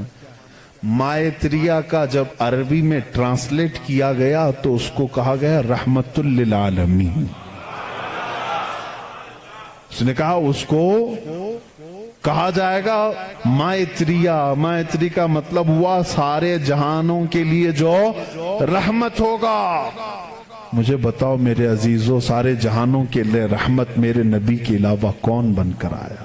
قرآن کہتا وما ارسلناک الا رحمت للعالمین، اے محبوب ہم نے آپ کو سارے جہانوں کے لیے رحمت بنا کر کے بھیجا ہے۔ گوتم بدھ نے پھر جو نشانیاں بتائی ہیں وہ حیرت کی ہیں، حیرت کی ہیں۔ اس کا ایک خادم تھا انندا نام سے، اس خادم کو لے کر کے وہ ہمیشہ چلتا تھا اور اس کی وہ بڑی حفاظت کرتا تھا انندا۔ اور سری لنکا کی زمین پر یا کسی اور علاقے میں اس نے انندا نے پوچھا کہ تم جس مائتریا کا ذکر کرتے ہو کہ بڑا بدھا آئے گا، اس کی کچھ نشانیاں بھی تو بتاؤ۔ تو اس نے کہا گوتم بدھ نے کہ مجھے جہاں تک معلوم ہوتا ہے جس طرح تو میرا انندا ہے اسی طرح وہ مائتریا کا بھی ایک خادم ہوگا جو اسے کندھوں پر بٹھا کر کے ایک غار تک لے جائے گا۔ اور دوسرے کچھ الفاظ میں اس کی تشریح بعض لوگوں نے کہا وہ حضرت انس رضی اللہ تعالیٰ عنہ ہیں جو حضور صلی اللہ علیہ وسلم کے خادم تھے، ہمیشہ حضور کے ساتھ رہتے تھے، ہر جنگ میں حضور کے ساتھ تھے، ڈیفنس کے لیے رہتے تھے حضرت انس رضی اللہ تعالیٰ عنہ۔ بہرحال اس نے پھر پوچھا انندا نے گوتم بدھ سے کہ بدھا اس کی اور کچھ نشانیاں بتاؤ کہ جب وہ آئے گا تو کیسا ہوگا؟ تو اس نے کہا کہ وہ پیدا ہوگا تو صبح ہو رہی ہوگی، وہ پیدا ہو رہا ہوگا صبح ہو رہی ہوگی، جس سہانی گھڑی چمکا طیبہ کا چاند۔ میرا نبی کس وقت دنیا میں آیا ہے؟ صبح صادق کے وقت ہے، جب صبح سورج ابھی طلوع نہیں ہوتا، جو نماز فجر کا وقت ہو رہا ہوتا ہے، اسی صبح صادق میں میرے آقا کی جلوہ گری ہوئی ہے۔ یہ ان کی کتابوں سے۔ میں پہلے اب یہاں پر ایک بات اس کو واضح کر دوں، سپشٹ کر دوں اس چیز کو ان کی زبان میں، کہ ہمیں ہماری نبی کو پہچاننے کے لیے کسی دوسرے دین کی ضرورت نہیں۔ میں اپنے نبی کو رحمت للعالمین تسلیم کرتا ہوں، میرا قرآن کہہ رہا ہے بس مجھے کافی ہے۔ میں تو تم سے کہہ رہا ہوں، ان لوگوں سے جس کو تم مقدس مانتے ہو، چلو ہم انہی کو اٹھا کر تمہیں بتائیں۔ ظاہر سی بات ہے الفضل لما شہید بہ الاعداء، عربی میں کہا جاتا ہے فضیلت تو اس کی ہے جس کی دشمن بھی گواہی دیتے ہوں۔ اب بدھا یہ کہتا ہے، گوتم بدھ یہ کہتا ہے کہ وہ بدھا آئے گا تو وقت صبح کا ہو رہا ہوگا۔ پھر کہا اس نے کہ اس کی ایک اور علامت میں تمہیں بتاؤں، کہ اس کو بہت بڑی بصیرت ملے گی، بہت بڑی بصیرت، نالج اس کے پاس بہت بڑا آئے گا، اتنا بڑا آئے گا کہ وہ اس نالج سے پوری دنیا کو دیکھے گا، اتنا نالج اس کے پاس، میں اس کو بصیرت کو نالج کہہ رہا ہوں، اتنی فہم، اتنی ادراک اس کو ملے گی۔ یہ گوتم بدھ کہہ رہا ہے اپنے خادم سے، آنندا سے، کہ اتنی نالج اس کو ملے گی کہ اس سے وہ پوری دنیا کو دیکھے گا اور اسی سے وہ پوری دنیا کے نظام کو چلانے کی بات کرے گا۔ لیکن اس کی علامت یہ کہ یہ ہوگی کہ وہ جو نالج، وہ جو بصیرت اس کو ملے گی اس بدھا کو، وہ رات کے وقت ملے گی۔ وہ کب ملے گی؟ رات کے وقت ملے گی۔ میں یہ کہتا ہوں جس بصیرت کا وہ ذکر کر رہا تھا میرے مصطفیٰ کے لیے، وہ قرآن پاک ہے، اور وہ نازل ہوا ہے۔ قرآن خود کہتا ہے اِنَّا أَنزَلْنَاهُ فِي لَيْلَةِ الْقَدْرِ، ہم نے قرآن کو نازل کیا ہے۔ کب نازل کیا ہے؟ لیلۃ القدر میں، رات کے وقت نازل کیا ہے۔ گوتم بدھ کہہ رہا ہے اسے ایک بصیرت ملے گی، بہت بڑی نالج ملے گی، اور وہ رات کے وقت ملے گی، اور وہ رات بہت چمکدار ہوگی۔ وہی تو ہمارا قرآن کہہ رہا ہے لیلۃ القدر خیر من الف شہر، اس رات کو تم کیا جانو، وہ ایک رات 1000 مہینوں سے بہتر ہے۔ رات کے وقت بصیرت ملی۔ تیسری اور ایک اس نے علامت بتائی، اس کے خادموں نے بہت پوچھا، انہوں نے پوچھا اچھا کیا باقی بدھوں کے لیے پوچھا، اور اس نے کہا کہ اس کی ایک اور علامت تم دیکھو کہ وہ مائتریہ جو ہے، وہ جو سب سے بڑا بدھا ہوگا، وہ جب دنیا سے جا رہا ہوگا تو وہ بھی رات کا وقت ہوگا، دنیا سے جا رہا ہوگا وہ بھی رات کا وقت ہوگا، لیکن اس کے چلے جانے کے بعد کوئی اس جیسا بدھا قیامت باقی کبھی نہیں آئے گا، کبھی نہیں آئے گا، اور اس رات اندھیرا ہوگا۔ یہ سب اس نے، یہ چکاوتی سننا جو کتاب میں بتا رہا ہوں اس میں، اور کچھ دساتیر ہیں اس میں یہ باتیں بیان کی گئیں۔ اب میں آپ کو بتاؤں وفات رسول کے متعلق۔ میرے آقا صلی اللہ تعالی علیہ وسلم جس وقت دنیا سے رخصت ہو رہے تھے، ماں عائشہ صدیقہ رضی اللہ تعالیٰ عنہا اس کی گواہ ہیں، وہ پیر کا دن تھا، شام ہو چکی تھی، رات کا وقت تھا، بعض روایات میں ہے۔ رسول کریم صلی اللہ تعالی علیہ وسلم اس وقت نزع کی عالم میں تھے، حضرت عائشہ صدیقہ کے زانوں پر سر رکھ کر آرام فرما تھے، اور اچانک دروازے پر دستک ہوئی، اور حضور اکرم صلی اللہ علیہ وسلم نے فرمایا اجازت ہے اندر آ جاؤ۔ حضرت عائشہ نے کہا کون ہے جو اندر آ رہا ہے، اس حالت میں آپ کی تکلیف ہے ابھی؟ رسول کریم صلی اللہ علیہ وسلم نے فرمایا عائشہ یہ وہ آیا ہے جو کسی کے پاس جانے کے لیے کبھی اجازت نہیں مانگتا، وہ ملک الموت، صرف میرے پاس آنے کے لیے وہ اجازت مانگ رہا ہے، اور آج کے بعد پھر کسی کے پاس جانے کے لیے اجازت نہیں مانگے گا۔ میں نے اجازت دے دی، ملک الموت آئے، رسول کریم صلی اللہ تعالی علیہ وسلم کی روح پاک کو نکالا، رب اعلیٰ کے پاس لے گئے۔ یہ حضور کی وفات کے آخری اوقات، وہ بڑے غمگین ہیں، میں پھر جذبات میں ڈوب جاؤں گا۔ حضور اکرم صلی اللہ تعالی علیہ وسلم جب وفات پائے، حضرت عائشہ صدیقہ رضی اللہ تعالیٰ عنہا کو خبر ہی نہیں تھی اس چیز کی، وہ باتیں کرتے ہوئے مصروف تھی۔ حضور اکرم صلی اللہ تعالی علیہ وسلم کے ساتھ باتیں کرنے میں وہ مصروف تھیں۔ اچانک صدیق اکبر رضی اللہ تعالیٰ عنہ حجرے میں داخل ہوئے، اندھیرا تھا، اندھیرا تھا۔ حضور اکرم صلی اللہ علیہ وسلم کے جسم اقدس کے پاس جیسی آئے، حضرت صدیق اکبر نے محسوس کر لیا کہ اللہ کے آخری رسول اب دنیا سے پردہ فرما چکے، آپ اپنے آنسوؤں کو ضبط نہ کر سکے، آپ نے انا للہ پڑھا اور سیدھے میرے آقا کے ماتھے کو بوسہ دیا، اور اس کے بعد روتی ہوئی آنکھوں سے صدیق اکبر نے کہا واللہ لن یجمع الموتین، لن یجمع الموتین، اللہ کی قسم اب اللہ تعالیٰ دوسری موت کبھی آپ پر نہیں لائے گا۔ ایک موت آنی تھی وہ آ گئی، اے رسول اب دوسری موت کبھی نہیں آئے گی۔ حضرت عائشہ نے یہ سن کر کے فوراً استعجاب کا اظہار کیا۔ وہ کہتی ہیں اس وقت تک انہیں احساس نہیں ہوتا کہ یہ آقا रसूल करीम सल्लल्लाहु ताला अलैहि वसल्लम दुनिया से पर्दा कर चुके हैं। हजरत आयशा को उन्होंने उठाया, मेरे आका सल्लल्लाहु ताला अलैहि वसल्लम के जिस्म नाज को जब उन्होंने सुलाया, जानते हो ये वो रात थी, ये वो रात थी। हजरत आयशा कहती हैं मेरे हुजरे में हुजूर का ये आखिरी दिन था, लेकिन सूए इत्तेफाक कि उस रात मेरे घर में चिराग जलाने के लिए तेल भी नहीं था, चिराग जलाने के लिए तेल भी नहीं था। ये रिवायत मशहूर है। जिस रात रसूल करीम सल्लल्लाहु अलैहि वसल्लम की वफात हुई वो अंधेरी रात थी, और अंधेरा क्यों ना हो जब सूरज गुरूब हो जाए, जब आफताब गुरूब हो जाए तो अंधेरा कैसे ना हो। लेकिन मेरे अजीजों, इस बात को मैं यहां बताना चाहता हूं, बुद्धों की कि बुद्धिज्म में ये बात बताई गई।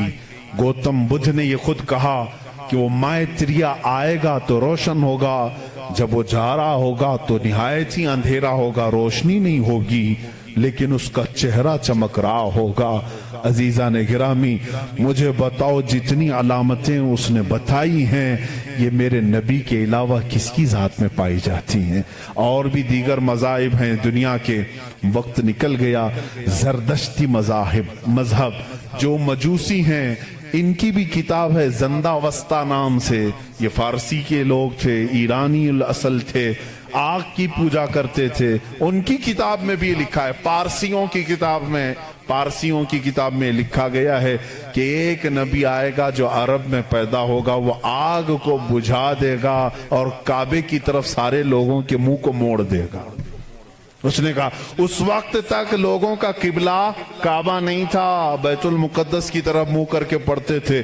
ज़ंदावस्ता किताब ये पारसियों की किताब है, जिसमें ये जरदश्ती मजहब को मानते हैं। वो उसमें बशारत दी गई है, एक नबी आएगा, अरब में पैदा होगा, आग को बुझा देगा और सारे लोगों का मुंह काबे की तरफ फेर देगा। मुझे बताओ, काबे की तरफ किसी और नबी ने नहीं फेरा, बल्कि मुस्तफ़ा करीम सल्लल्लाहु ताला अलैहि वसल्लम जब मदीने तैयबा तशरीफ लाए, उस वक्त भी लोगों का किबला बैतुल मुकद्दस था, बैतुल मुकद्दस किबला था। हुजूर सल्लल्लाहु अलैहि वसल्लम 17 महीने तक बैतुल मुकद्दस की तरफ मुंह करके नमाज पढ़ाते रहे मदीने तैयबा में।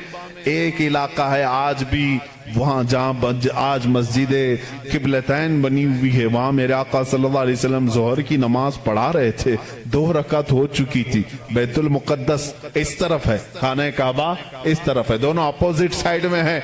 बैतुल मुकद्दस की तरफ मुंह करके मेरे आका इमाम है, नमाज पढ़ा रहे हैं, पीछे सहाबा की सफें, 2 रकात हुई थी। हुजूर के दिल में ये ख्याल आने लगा, काश हमारा चेहरा काबे की तरफ होता तो अच्छा होता। बैतुल मुकद्दस भी अफजल है, लेकिन काबा वो है जहां मेरे आका की विलादत हुई है। मेरे आका का आबाई वतन हुजूर काबे से निहायत मोहब्बत करते थे। अगर हमारा किबला, हमारे चेहरे का रुख उस तरफ होता तो ज्यादा अच्छा होता। ये दिल में ख्याल करके मेरे आका आसमान की तरफ यूं देख रहे थे। कब? नमाज की हालत में। 2 रकात हो चुकी है, दूसरे पारे का पहला सफा है। रब ताला ने उसी वक्त जिब्राइल को आयत देकर भेजा, फलनुवल्लियन्नक क़िबलतन तरदाहा। आयत कहती है, कद नरा तक़ल्लुब वजहिक फिस समा। ऐ महबूब, हम आपका आसमान की तरफ चेहरा उठाना देख रहे हैं, हम अनकरीब आपके चेहरे को उसी तरफ फेरेंगे जहां आपकी खुशी है। इतनी आयत ही नहीं आई, इतनी आयत नहीं आई, उसके फौरन बाद उसी आयत में जिब्राइल अमीन ये आयत लेकर के आए, फवल्ली वजहक शतरल मस्जिदिल हराम। ऐ नबी, देर किस बात की? असर में नहीं, अभी आप अपना चेहरा काबे की तरफ फरमाएं। खाने काबा की तरफ सारे लोगों का किबला बदल गया। देखो उस रसूल की 2 रकात बैतुल मुकद्दस की तरफ हुई, आप फिर गए, सहाबा फिर पीछे हुजूर के आ गए। बल्कि एक रिवायत में हुजूर सल्लल्लाहु अलैहि वसल्लम चल करके आगे आए, आप इमाम थे और सहाबा फिर सफें اسی طرح سے وہ نماز نہ ٹوٹی نہ چھوٹی نہ پھوٹی، حالانکہ اس نماز میں رد و بدل ہوا، 2 رکعت اس طرف پھر کر کے 2 رکعت اس طرف پھر کر کے۔ ہم اگر پھریں گے تو نماز ٹوٹ جائے گی، وہ صحابہ کی نماز ٹوٹی نہیں، اس لیے کہ اس میں درس ہے۔ نماز تو اصل وہی ہے جو فرمان مصطفیٰ کے تابع ہو، رسول جس طرف رخ کرے۔ اور صحابہ کا یہ مذہب بھی تھا۔ کچھ صحابہ بیان کر رہے ہیں، بخاری شریف کی حدیث ہے، مسلم میں حدیث ہے، ایک صحابی سے پوچھا گیا حضور اکرم صلی اللہ تعالی علیہ وسلم ظہر اور عصر کی نماز میں کچھ پڑھتے تھے کہ نہیں پڑھتے تھے؟ سری نماز ہے نا، قرات تو نہیں ہوتی تھی، لیکن حضور امام ہوتے وہ خود بھی خاموش کھڑے ہوتے یا پڑھتے تھے؟ یہ بڑا عجیب سوال ہے نا۔ اب ظہر کی نماز میں حضور کچھ پڑھتے بھی تھے کہ نہیں پڑھتے تھے؟ سب امام خاموش رہتے ہیں، لیکن آپ نے کبھی پوچھا امام صاحب آپ خاموش تو ہیں، سیدھے منہ بند کر کے کھڑے رہتے ہیں یا کچھ آپ ہلکے ہلکے میں پڑھتے ہیں؟ صحابہ سے کسی نے پوچھا، کچھ صحابہ نے کہا نہیں حضور پڑھتے ہیں۔ سنائی تو کسی کو نہیں دیتا تھا۔ اس صحابی سے پوچھا گیا کیسے معلوم حضور نماز میں پڑھتے ہیں؟ کہتے ہیں حضور اکرم صلی اللہ علیہ وسلم کی داڑھی ہلتی ہوئی ہم نماز میں دیکھتے تھے، حضور پاک کی داڑھی ہلتی تھی، اس کی علامت ہے کہ حضور کچھ تلاوت کرتے تھے۔ اب اس صحابی سے پوچھو آپ کا چہرہ کس طرف ہوتا تھا؟ آپ کا چہرہ کس طرف ہوتا تھا؟ نماز تو قبلے کی طرف منہ کر کے پڑھی جاتی ہے، آپ حضور کا چہرہ دیکھ رہے تھے، داڑھی ہلتی ہوئی دیکھ رہے تھے۔ وہ صحابی کی زبان سے بھی وہی ان کی روح پکارے گی جو اعلیٰ حضرت نے کہا ہے، حاجیو آؤ شہنشاہ کا روزہ دیکھو، کعبہ تو دیکھ چکے کعبے کا کعبہ دیکھو، غور سے سن تو رضا کعبے سے آتی ہے صدا، میری آنکھوں سے میرے پیارے کا روزہ دیکھو۔ کعبے کا وہ کعبہ ہے، صحابہ اکرام دیکھتے تھے۔ تو میں یہاں پر بات یہ کر رہا تھا زرادشتی مذہب میں، پارسیوں کے مذہب میں جو کتاب ان کی مقدس ہے جس کو زندہ وسطہ کہتے ہیں، اس میں یہ بشارت انہوں نے دی ہے ایک نبی آئے گا، ایک شخص آئے گا، عرب میں پیدا ہوگا، آگ کو بجھا دے گا اور سارے لوگوں کا منہ پھیر کر کے کہاں کرے گا؟ کعبے کی طرف کر دے گا۔ انہوں نے جو کہا تھا وہ صحیح کہا تھا۔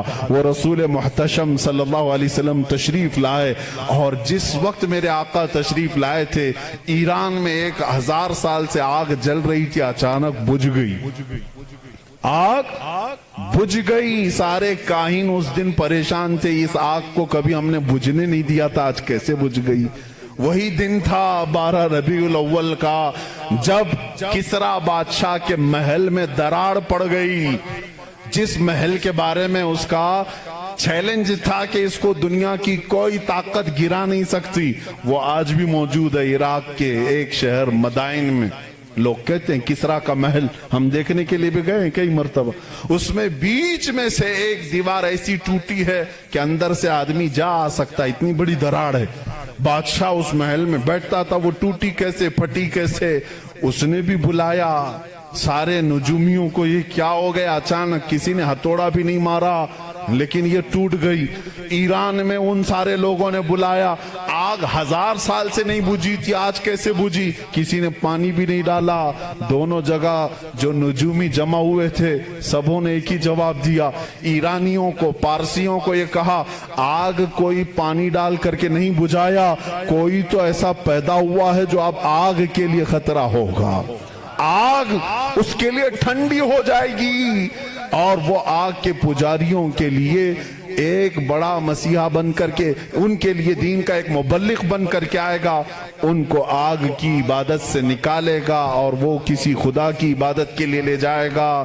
اس دن نجومیوں نے انہیں کہا، اور ادھر عراق میں کسرا نے جب بلا کر کے میٹنگ لی، کیوں دیوار کٹی، کیوں دیوار ٹوٹی، اس سے بھی انہوں نے کہا ہتھوڑا تو کسی نے نہیں مارا، لیکن ایسا لگتا ہے کہ دنیا میں کوئی ایک بچہ ایسا آیا ہے جو پورے لوگوں کے دلوں کو تبدیل کرنے والا ہے، ہم نے پڑھا ہے کہ اس کے آتے ہی عجیب و غریب باتیں ہوں گی۔ میرے عزیزوں، پارسیوں کی کتابوں میں واقعات موجود ہیں، اسی لیے لیے आला हज़रत ने फरमाया जिस दिन वो रसूल पैदा हुए थे ईरान की आग बुझ गई, किसरा के बादशाह का महल तड़क गया, दीवार में शगाफ आ गया, चिर गई। तो ऐ मेरे लोगों, ऐ मेरे सुन्नी भोले भाले मुसलमानों, तुम इस दिन को हल्का क्यों समझते हो? हश्र तक डालेंगे हम पैदाइश मौला की धूम, हश्र तक डालेंगे हम पैदाइश मौला की धूम, मिसले फारस नजद के किले गिराते जाएंगे। बात तो समझ में आ गई होगी ना। अक्सर शेर खुद न थे राह पर औरों के आदी बन गए, क्या नजर थी जिसने मुर्दों को मसीहा कर दिया, मुर्दों को मसीहा कर दिया। उस रसूल से तुम्हारा रिश्ता है, निस्बत है, हल्का मत समझना। अब मैं समझता हूं जिस नौजवान के अंदर ये फीलिंग आती है पता नहीं दुनिया मुझे क्या कहेगी, मैं दाढ़ी रखूंगा, मैं टोपी पहनूंगा तो क्या समझेगी, ऐसा ना समझो। अगर दाढ़ी ऐब होती तो कायनात के सबसे हसीन चेहरे पर दाढ़ी कभी नहीं आती। दो जुमले आज मेरी तकरीर से लेकर के जाओ। दुनिया में सबसे ज्यादा हसीन किसको समझते हो? किसको समझते हो? और स्मार्ट और हैंडसम के लिए दाढ़ी छिलाना तुम कैसे सोचते हो? दाढ़ी छिलाने को हैंडसम बनना और स्मार्ट ये हो ही नहीं सकता। अगर ये ऐब होता तो सबसे हसीन चेहरे पर कभी आती ही नहीं, आती ही नहीं। दुनिया के सबसे हसीन चेहरे पर दाढ़ी थी और दुनिया की सबसे मुकद्दस औरत फातिमा के सर पर दुपट्टा था। ये दो जुमले आज मेरे काफी हैं, दो जुमले मेरे काफी हैं। अगर सबसे ज्यादा इज्जत वाली होने के लिए कोई औरत दुपट्टा खींच करके नंगे बाल घूमती है तो बेवकूफ है, इसलिए कि कायनात की सबसे मोहतरम खातून जिसके लिए कयामत में भी ऐलान होगा, ऐ लोगों अपनी आंखें नीची करो, फातिमा बिन्ते मोहम्मद जन्नत की तरफ जा रही है। उस खातून को जो इज्जत मिली है उसके सर पर जब दुपट्टा है तो फिर दुपट्टा कमतरी की अलामत नहीं हो सकता। जिसके सर पर दुपट्टा है वो आलीशान है, जिसके चेहरे पर दाढ़ी है वो आलीशान है, इसलिए कि मेरे रसूल का वो गुलाम है। जब कयामत, जब कब्र में जाएगा, कुछ हो या ना हो, शक्ल देख करके तो फरिश्ते ये कहेंगे सूरत ये लेकर के आया है जैसे मदीने वाले की थी, मेरे आका सल्लल्लाहु अलैहि वसल्लम की थी। अब मैं आखिरी कहते यहाँ आ गया। जाहिर सी बात है आपकी गर्मी मुझे भी ठंडा नहीं कर पाती, हालांकि इन लोगों ने आज कुर्सी पर बिठाया है, खड़े होने के बाद अलग मसला होता है। बहरहाल आखिरी अब मैं हकीकत में कर दूं, हमारा एक और भी मिजाज हम देखते हैं। मैं कल परसों ही एक कह रहा था, आपने देखा कभी हम लोग किसी को बहुत ही इज्जत देते हैं, जैसे दूल्हे को बुलाते हैं, सेहरा उसका है, कुर्सी उसकी है, जो मेन महफिल का है उसको, लेकिन एक और इज्जत हमने देखा है, एक और इज्जत, मकाम है, मर्तबा, शादी है तो इज्जत की समझ में आ गया। आज प्रोग्राम था, मेरी इज्जत की समझ में आ गया, तकरीर सुनना है और दूसरों को किसी को बुलाया गुलपोशी के लिए, घर में मीटिंग है, इज्जत की समझ में आया। लेकिन एक और की हम इज्जत करते हैं वो क्यों समझ में नहीं आती। मर गया, मर गया, जान चली गई, लेकिन सारे मुसलमान इज्जत करने लग जाते हैं। अपने हाथों से नहलाया, बहुत गर्म पानी ना नहलाना, हल्का, बहुत ठंडा भी नहीं, मीडियम, अच्छा कपड़ा जो ईदों में पहनता था, ये मेरे मुस्तफा की तालीमात है, वो पहनाओ, निहायत सफेद हो, कोई दाग ना हो, इत्र लगाओ, बदबू ना आने पाए, सुरमा लगाओ, खूबसूरत लगे, उसे काफूर में रखो ताकि कोई उसके अंदर बू भी ना आ सके। और खींच करके नहीं ले जाना, उठा कर ले जाना, कंधों पर उठा कर ले जाना, और फिर सुन्नी हो तो फूल डाल करके ले जाना, फूल डाल करके ले जाना, और आराम से धक्के ना देना। और फिर यहां तक कहा गया जनाजे के आगे मत चलना, उसे सबसे आगे रखना। ये इतना एहतराम, मर गया भाई, अब दुनिया में उसका क्या काम है? क्यों इतनी इज्जत? नहला रहे हो, पहना रहे हो, खुशबू लगा रहे हो, सुरमा लगा रहे हो, फूल पहना रहे हो, अब कहाँ उसकी शादी? कांधे पे उठाकर ले जा रहे हो। तब हमें बुजुर्गों ने फरमाया, नादान, इसकी ये